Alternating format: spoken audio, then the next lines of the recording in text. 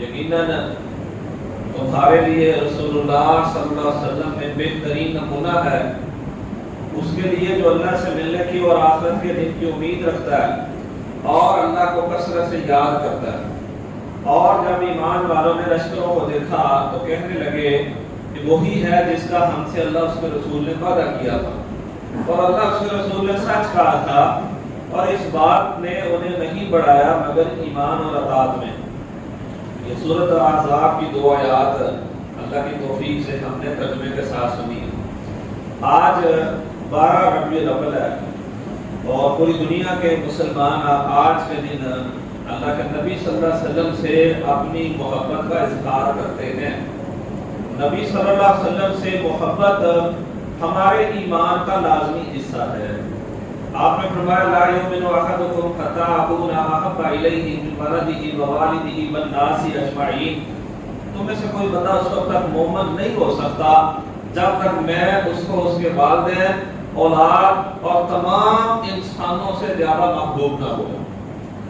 ایک دفعہ عمر رضی اللہ عنہ کہنے لگے، کہتے اللہ کے نبی مجھے آپ سے اپنی جان کے علاوہ دنیا کی ہر چیز سے زیادہ محبت ہے۔ آپ نے کہا عمر تو اس وقت تک مومن نہیں ہو سکتا جب تک مجھے اپنی جان سے بھی زیادہ محبوب نہ سمجھے۔ عمر رضی اللہ کہتے اللہ کے نبی اب مجھے آپ سے اپنی جان سے بھی زیادہ محبت ہے۔ فرمایا الآن یا عمر، اے عمر اب بات بنی۔ اس طرح اللہ تعالیٰ فرماتے ہیں نبی اولا بالمؤمنین من انفسہم، نبی کا حق مومنوں پہ ان کی جانوں سے بھی زیادہ ہے۔ اور سورۃ توبہ میں اللہ تعالیٰ نے 8 چیزیں گنوائی ہیں جو بندے اور نبی صلی اللہ علیہ وسلم کی محبت کے درمیان آڑے آ سکتی ہیں۔ فرمایا قل ان کان آباؤکم وابناؤکم واخوانکم وازواجکم وعشیرتکم واموال اقترفتموها وتجارة تخشون کسادها ومساکن ترضونها احب الیکم من اللہ ورسولہ وجہاد فی سبیلہ فتربصوا حتی یأتی اللہ بامرہ۔ کہہ دو اگر تمہارے والدین، تمہاری اولاد، تمہارے بھائی، تمہاری بیویاں، تمہارے خاندان والے، وہ بات جو تم کماتے ہو اور وہ گھر جن سے تمہیں بڑی محبت ہے اور وہ تجارت جس میں خسارے سے تم ڈرتے ہو، تمہیں اللہ اور اس کے رسول سے زیادہ محبوب ہے، اللہ اس کے رسول اور اللہ کے راستے میں جہاد کرنے سے، تو پھر اللہ کے حکم کا یا اللہ کے عذاب کا انتظار کرو۔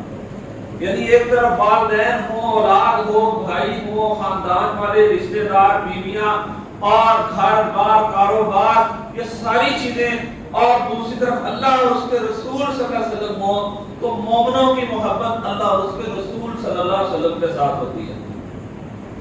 اسی طرح اللہ تعالیٰ فرماتے ہیں والذین آمنوا اشد حبا للہ، ایمان والے بہت شدید ہوتے ہیں کس کی محبت میں؟ اللہ کی محبت۔ اب ان محبتوں کا تقاضا کیا ہے؟ بچہ کہتا ہے باپ سے ابا جی مجھے آپ سے بڑی محبت ہے، باپ کہے بیٹا پانی لے کے آؤ، کہے محبت تو ہے لیکن پانی میں نہیں لا سکتا۔ یہ دنیا کسی سے بھی پوچھ لے وہ کہے گا یار یہ بندہ اپنی محبت کے دعوے میں سچا نہیں۔ تو اللہ رب العالمین نے اپنی محبت کے لیے بھی جو طریقہ کار مقرر کیا وہ کیا مقرر کیا؟ سورہ آل عمران میں فرمایا قل ان کنتم تحبون اللہ فاتبعونی یحببکم اللہ ویغفر لکم ذنوبکم۔ اے نبی ان سے کہہ دو اگر تم اللہ سے محبت کرتے ہو تو میری اتباع کرو،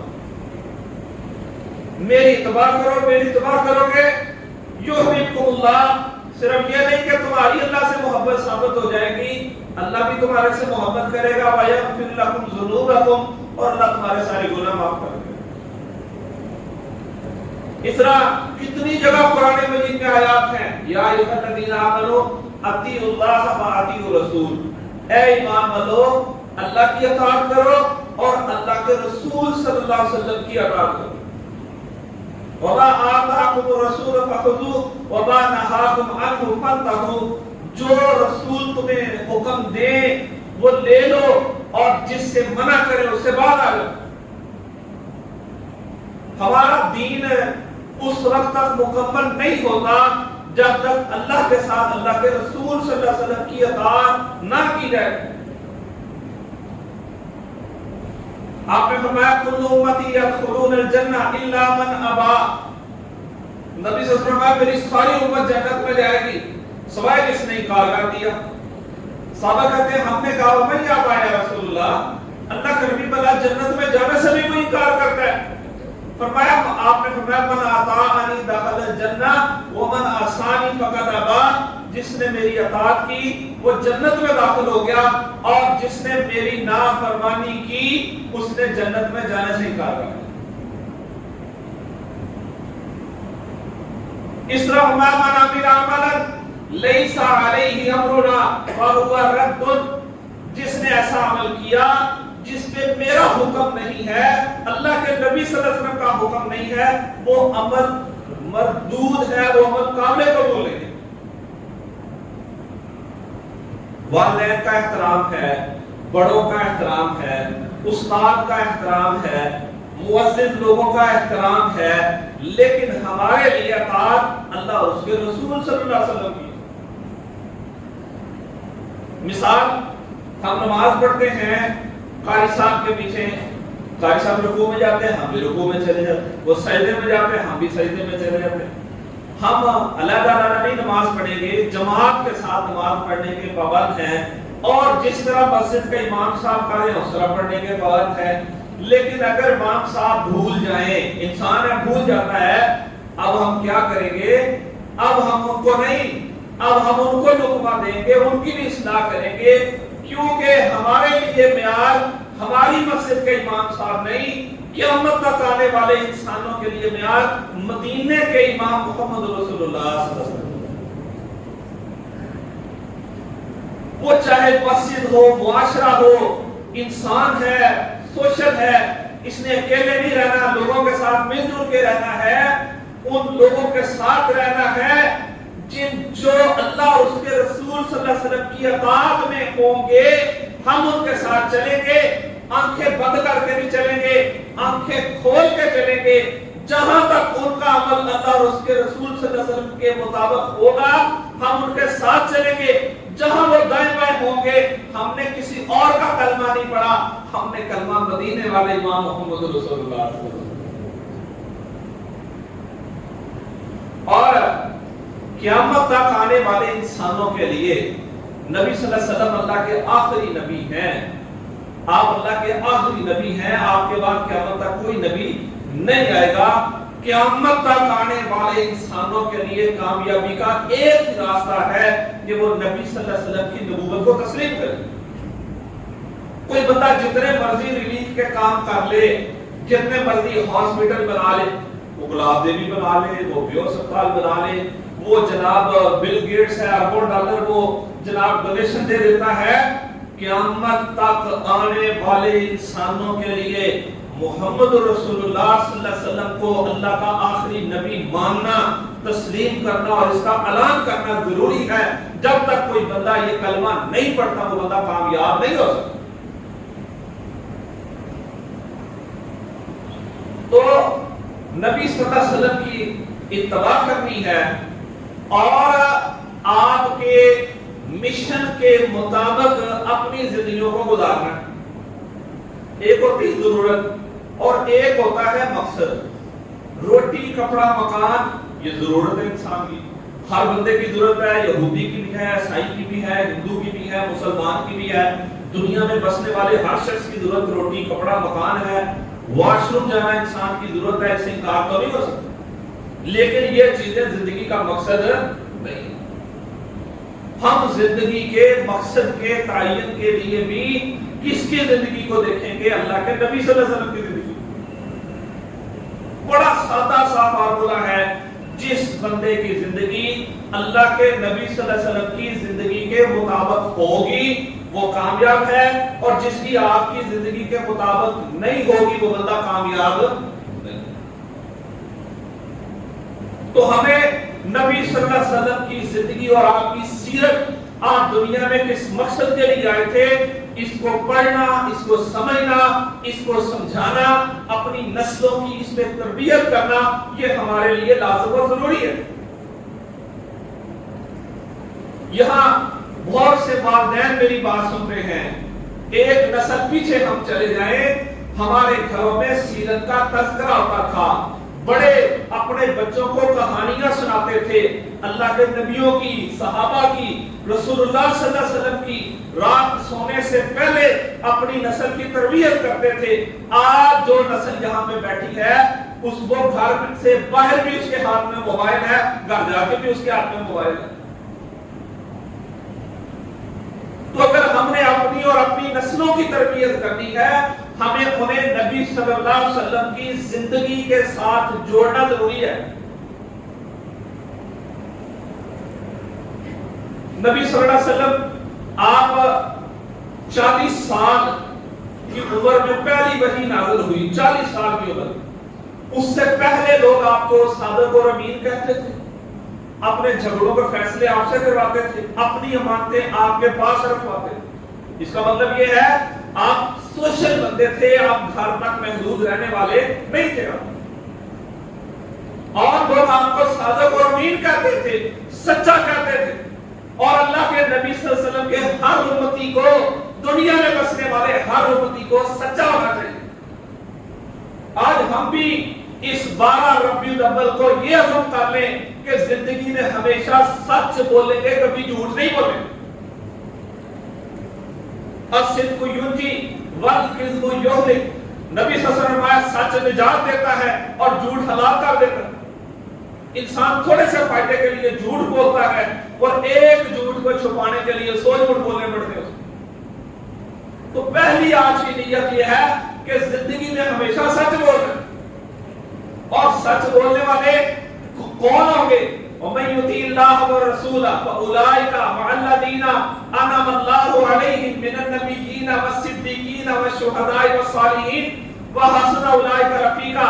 اللہ تعالیٰ کہتے ہیں جو اللہ کے رسول کی اطاعت کریں گے، یہ وہ لوگ ہیں جو ان کے ساتھ ہوں گے جن پہ اللہ نے انعام کیا ہے، نبیوں کے ساتھ، سچے لوگوں کے ساتھ، شہداء اور صالحین کے ساتھ۔ پہلی وحی نازل ہو گئی، آپ گھر آئے، بڑے پریشان تھے آپ۔ اماں خدیجہ رضی اللہ عنہا نے آپ کو کمبل اڑایا اور بات پوچھی وجہ کیا ہوئی ہے۔ آپ نے سارا واقعہ سنایا کہ آج اس طرح فرشتہ آیا، یہ وحی نازل ہوئی۔ وہ کہنے لگی، کہتی ہیں کلا واللہ لا یخزیک اللہ ابدا انک لتصل الرحم وتکسب المعدوم وتقری الضیف وتحمل الکلب وتعین علی نوائب الحق۔ کہتی ہیں پریشان نہ ہو، اللہ کی قسم اللہ تعالیٰ آپ کو ضائع نہیں کرے۔ آپ تو رشتہ داری جوڑ دیں، آپ تو لوگوں کا بوجھ اٹھاتے ہیں، آپ تو مہمان نوازی کرتے ہیں، جو جس کے پاس کچھ نہیں نہ ہوتا بے بس آپ اس کے وسائل کا بندوبست کرتے ہیں، اور آپ حق بات میں لوگوں کی سفارش کرتے ہیں۔ اللہ کی قسم اللہ تعالیٰ کبھی آپ کو ضائع نہیں کرے۔ یعنی نبی صلی اللہ علیہ وسلم کا معاشرے میں معمول یہ تھا، لوگوں کے کام آ رہے ہیں، لوگوں کی خدمت کر رہے ہیں، لوگوں کی مدد کر رہے ہیں۔ اسلام کی دعوت کا جو آغاز ہوا ہے وہ خدمت کے ساتھ ہوا، لوگوں کے دل جیتنے کے ساتھ ہوا۔ ہمارے معاشرے میں آج دعوت کم ہے، فرقہ واریت زیادہ ہے، ٹانٹ زیادہ ہے، طنز زیادہ ہے، چٹکیاں کاٹی جاتی ہیں۔ ہماری مسجدوں پہ الا ماشاءاللہ زیادہ تر مسجدیں فرقوں کی نمائندے۔ ہم نے اپنی مساجد کو اور خود بھی انشاءاللہ ہم نے اسلام کے نمائندے بننا۔ پھر آپ کو حکم مل گیا، آپ نے پھر دعوت کا کام شروع کیا۔ آیت نازل ہوئی، یا ایھا المدثر قم فانذر وربک فکبر، اے چادر اوڑھنے والے کھڑے ہو جاؤ، لوگوں کو ڈراؤ، کھڑے ہو جاؤ۔ آپ دنیا میں آرام کرنے نہیں آئے، آپ دنیا میں اپنی خواہشات پوری کرنے نہیں آئے، آپ کے کندھوں پہ بوجھ ہے، اور وہ کیا ہے؟ فانذر، اس زمین پہ بسنے والے انسانوں کو آپ نے ڈرانا ہے، وَرَبَّكَ فَكَبِّرْ، اور اپنے رب کی کبریائی بیان کرنی۔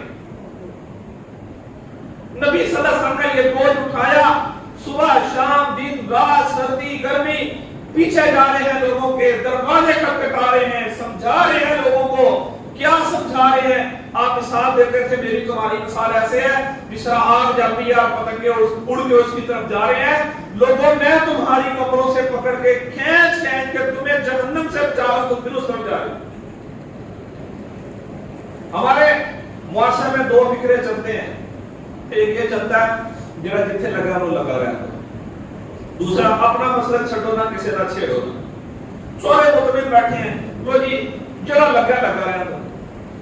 اگر نبی صلی اللہ علیہ وسلم اور آپ کے صحابہ کا یہ موقف ہوتا کہ جو جہاں لگا ہے لگا رہنے دو، ہمارے تک دین پہنچ رہا۔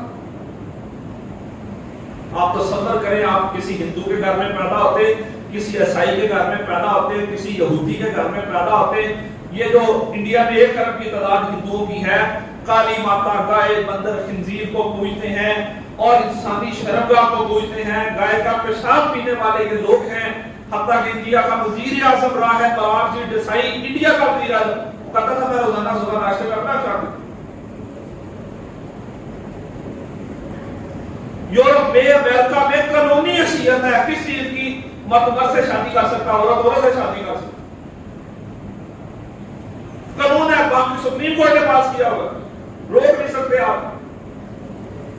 تو اللہ کا شکر ہے، اللہ تعالیٰ نے ہمیں اسلام کی نعمت دی ہے، ایسے نہیں دے دی۔ کچھ لوگوں نے اپنی ذمہ داری ادا کی ہے، کچھ لوگوں نے اپنی زندگیاں اس مشن کے لیے گزاری ہیں، تو ہمارے تک نہیں پہنچا۔ ایسا تو نہیں پہنچ گیا۔ لوگ کہتے ہیں تسی مطلب کا ٹھیکہ لیا ہوا ہے، مولوی صاحب تسی ٹھیکیدار نام لو، یہ عام لفظ چلتا ہے۔ وہ بھائی ٹھیکیدار نہیں، یہاں جتنے لوگ بیٹھے ہیں اور اس زمین پہ جتنے لا الہ الا اللہ محمد رسول اللہ پڑھنے والے ہیں، یہ سب اس مشن کے ذمہ دار ہیں جو مشن محمد رسول اللہ صلی اللہ علیہ وسلم لے گئے۔ یہ دین 1400 سال سفر کرتا ہوا ہمارے تک پہنچ گیا ہے، اس کو اگلی نسلوں تک پہنچانا کس کی ذمہ داری ہے؟ ہم آج میں فلانی جماعت کا ہوں، فلانی سیاسی جماعت کا، فلانی سیاسی جماعت کا، تو بھائی ہم سب سے پہلے اس جماعت کے ذمہ دار ہیں جو مشن اللہ کے نبی صلی اللہ علیہ وسلم دنیا میں چھوڑ کے گئے۔ تو آپ نے کام شروع کیا اور اللہ تعالیٰ فرماتے ہیں لقد من اللہ علی المؤمنین اذ بعث فیہم رسولا من انفسہم یتلو علیہم آیاتہ ویزکیہم وَيُعَلِّمُهُمُ الْكِتَابَ وَالْحِکْمَةَ وَإِنْ كَانُوا مِنْ قَبْلُ لَفِي ضَلَالٍ مُبِينٍ۔ اللہ نے مومنوں پہ احسان کیا، انہی میں سے ایک بندے کو نبی بنا کے بھیجا جو ان پہ اللہ کی آیتیں پڑھتے ہیں اور ان کی تربیت کرتے ہیں اور ان کو کتاب اور حکمت کی تعلیم دیتے ہیں۔ اور آپ کے آنے سے پہلے وہ لوگ سریل گمراہی میں تھے، آپس میں لڑنے مرنے والوں کو آپ نے بھائی بھائی بنا دیا، چھیننے والوں کو بانٹنے والا بنایا، تربیت کی لوگوں کی۔ وہ لوگ جو علیحدہ رہتے تھے ان کو اکٹھے مل کے چلنا سکھایا۔ وہ لوگ جو بیت اللہ میں 360 بت رکھے ہوئے تھے، جو سینکڑوں بتوں کو پوجتے تھے، ان کو ایک رب کے سامنے جھکایا اور تربیت کی تعلیم دی۔ تعلیم کس کی دی؟ کتاب اور حکمت کی تعلیم دیا، اللہ تعالیٰ کا تعارف کروایا۔ وہ لوگ بھی کیا کہتے تھے؟ ما ہی الا حیاتنا الدنیا نموت و نحیا وما یہلکنا الا الدہر۔ کہتے تھے دادا فوت ہو گیا، ابا جی فوت ہو جائیں گے، میں نے بھی چلے جانا ہے، ہم اذا متنا وكنا ترابا انا فی خلق جدید، ہم مٹی ہو جائیں گے، کون ہے جو ہمیں دوبارہ پیدا کرے گا؟ نبی جواب دیتے تھے، نبی صلی اللہ علیہ وسلم جس رب نے پہلی دفعہ پیدا کیا وہی دوبارہ پیدا کرے گا۔ تو یہاں سے کام شروع ہوا اور آہستہ آہستہ کر کے لوگ مسلمان ہوتے چلے گئے، ایک ایک کر کے، اور جو مسلمان ہوتے چلے گئے وہ بھی اس مشن پہ کھڑے ہو گئے جو مشن نبی صلی اللہ علیہ وسلم کا۔ ایک جماعت تیار ہو گئی۔ یثرب کے لوگ آئے، ابھی یثرب کو مدینہ نہیں کہتے تھے، وہ کہتے اللہ کا نبی ہمیں کوئی بتا دے جو ہمیں اسلام سکھائے۔ آپ نے ایک لڑکا بھیجا، اس لڑکے کا نام تھا مصعب بن عمیر، اور آپ کے حکم پہ مکہ سے مدینہ تقریباً 400 کلومیٹر دور ہے. 400 کلومیٹر دور وہ لڑکا گیا اس مشن کے لیے جس مشن کے لیے اللہ کے نبی صلی اللہ علیہ وسلم مکے میں موجود ہیں. اور یہ مصعب کی دعوت اور محنت تھی کہ جب آپ ہجرت کر کے مدینہ آئے تو سینکڑوں مسلمانوں نے آپ کا استقبال کیا. پھر جیسے جیسے دعوت پھیلتی چلی گئی، تربیت ہوتی گئی افراد کی، مسئلے بھی بننا شروع ہو گئے، پروپیگنڈا شروع ہو گیا، اور آپ کے ماننے والوں پہ تشدد شروع ہو گیا. معاشرے کے اندر جناب کبھی وہ پروپیگنڈا کریں کہ جناب یہ شاعر ہیں، نعوذ باللہ فسادی ہیں، مجنون ہیں، جادوگر ہیں. اور اس دنیا کی تاریخ میں بدترین پروپیگنڈا ان لوگوں کے خلاف ہوا ہے جو اس دنیا کے بہترین انسان. پھر تشدد شروع ہو گیا جناب. سب آ کے کہتے ہیں اللہ کے نبی اجازت دیں ہم بدلا لیں. آپ کہتے اجازت نہیں ہے. اس پہ بس نہیں، انہوں نے میٹنگ بلائی اس دور کے اقوام متحدہ کے ہیڈ کوارٹر دارالندوا میں. اس بندے کا کیا کرنا ہے؟ ایک نے کہا شہر سے نکال دو، ایک نے کہا قید کر دو، تیسرے نے کہا اس بندے کو قتل کرو گے تو مسئلہ ہو. آپ کے قتل کا فیصلہ ہو گیا اور آپ کے گھر کا گھیرا ہو گیا. آپ تلواریں لے کے لوگ کھڑے ہو گئے کہ گھر سے نکلیں گے ہم ان کو شہید کر دیں. نبی صلی اللہ علیہ وسلم نے اپنے بستر پہ علی رضی اللہ کو لٹایا، اپنی چادر ان کے اوپر ڈالی اور ساری امانتیں ان کے حوالے کی. گھر سے نکلے ہیں، زمین سے مٹی اٹھا کے گھیرا کرنے والوں میں پھینکی. پھینکنے والا ہاتھ آپ کا تھا، ان کو اندھا ہمارے رب نے کر دیا. ابو بکر رضی اللہ کو ساتھ لیا، 3 دن وہ غار ثور میں رہے اور پھر آپ مدینہ آ گئے. اب ایک آزاد ملک مل گیا. مکے میں آزادی نہیں تھی، مدینے میں ایک آزاد ملک مل گیا. اب احکامات نازل ہونا شروع ہو گئے. مکے میں تربیت ہوئی ہے، اب مدینے میں آزادی ملی ہے. مسئلہ یہ ہو گیا کہ 100 بندہ ہجرت کر کے ساتھ آ گیا. آپ کے 100 بندہ گھر بار سارا پیچھے رہ گیا. بجٹ کوئی نہیں ہے، ملک کیسے چلا ہے؟ مدینے میں یہودی تھے جو سود پہ قرض دیتے تھے. اللہ کے نبی صلی اللہ علیہ وسلم نے سود پہ قرض لے کے ملک نہیں چلایا. انصار اور مہاجر کو بھائی بھائی بنایا. آپ نے ایک فلاحی معاشرہ بنایا. جس کے پاس ہے وہ اس کی مدد کرے گا، جس کے پاس نہیں ہے. اور فرمایا وہ بندہ مومن نہیں ہے جو خود کو پیٹ بھر کے کھانا کھائے ہمسایہ بھوکا رہ جائے. پاکستان میں بڑی مایوسی ہے اس وقت. بظاہر 12 لاکھ بندہ 1.5 سال میں باہر چلا گیا ہے. خوشی سے نہیں، مایوس ہو کے گیا ہے. 1.25 لاکھ بندہ اس میں وہ ہے جو انٹلیکچوئل ہے، پڑھے لکھے لوگ ہیں، برین ڈرین ہوئے ہمارے ملک میں. نبی صلی اللہ علیہ وسلم نے سودی قرض نہیں لیے. ہمارے پاکستان میں پچھلے مہینے بڑے بل آ گئے بجلی کے. اتنی جو غریب بندہ اتنی اس کی تنخواہ نہیں جتنا بل آ گیا. ہمارے وزیر اعظم صاحب نے، کاکڑ صاحب نے 2 دن میٹنگ کی اور میٹنگ کے بعد کہتے ہیں کہ جن کے 400 یونٹ سے کم ہے نا ہم ان کو ریلیف دیں گے ایک شرط پہ اگر IMF مان جائے. یہ پڑھی ہیں کہ نہیں خبریں آپ نے اخبار میں؟ مطلب کیا ہے؟ کیا اس کو غلامی کہتے ہیں کہ نہیں کہتے؟ آپ پیٹرول کا ریٹ خود طے کرتے ہیں کہ IMF کے کہنے پہ ہو ہے؟ وجہ یہ ہے کہ ہم نے ان کا قرضہ دینا ہے. صرف قرض نہیں دینا، ہم نے ان کا سودی قرض دینا ہے. ہمارا اس سال کا جو وفاقی بجٹ آیا 14,460 ارب کا بجٹ ہے. 7,303 ارب صرف ہم نے سود ادا کرنا ہے. یہ وہ داد و شمار ہے جو گورنمنٹ نے شائع کی ہے. تو نبی صلی اللہ علیہ وسلم نے سود میں قرض نہیں لیا، فلاحی معاشرہ بنایا.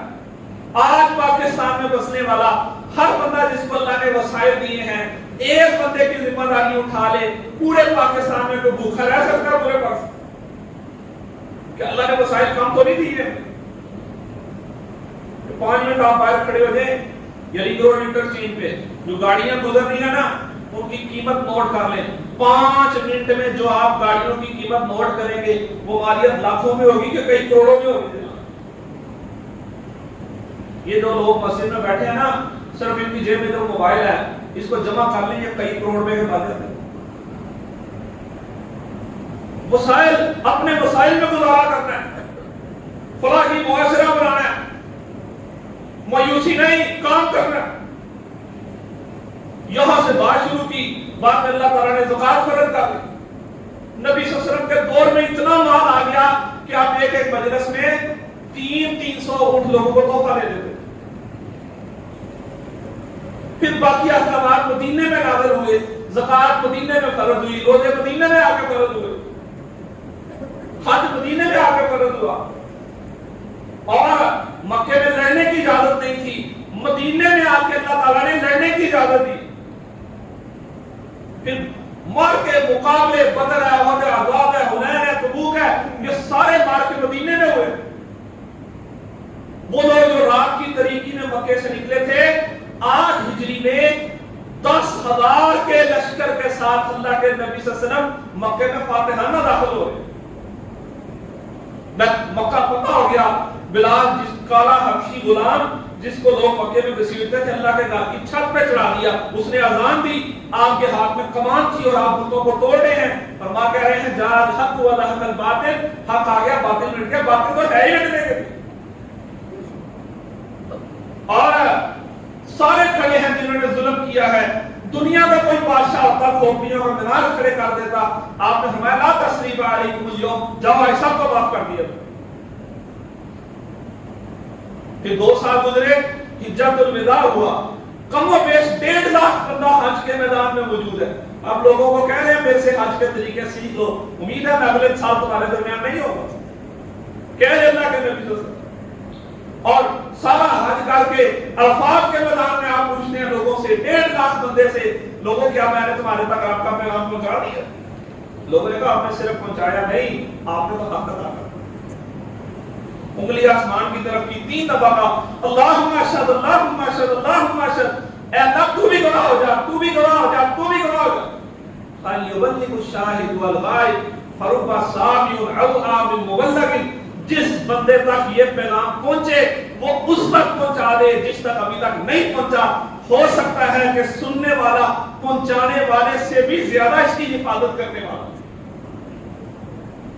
آج یہ دین سفر کرتا 1400 سال سفر کرتا ہمارے تک پہنچا ہے.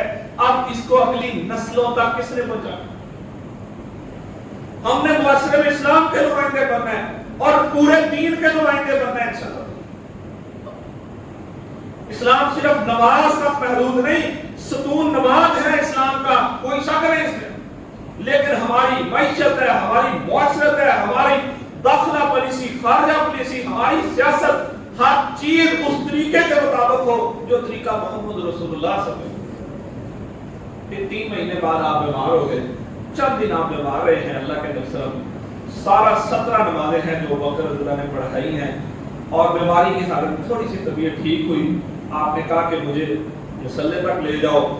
2 صحابہ نے آپ کو سہارا دیا. نبی صلی اللہ علیہ وسلم کا حجرے کے دروازے مسجد میں کھلتے تھے اور وہ آپ کو سہارا دے کے میں ادھر مصلی تک لائے. اور کیفیت یہ تھی کہ اللہ کے نبی صلی اللہ علیہ وسلم کے کچی زمین تھی، زمین پہ دونوں پاؤں کی وجہ سے 2 لائنیں بن گئی.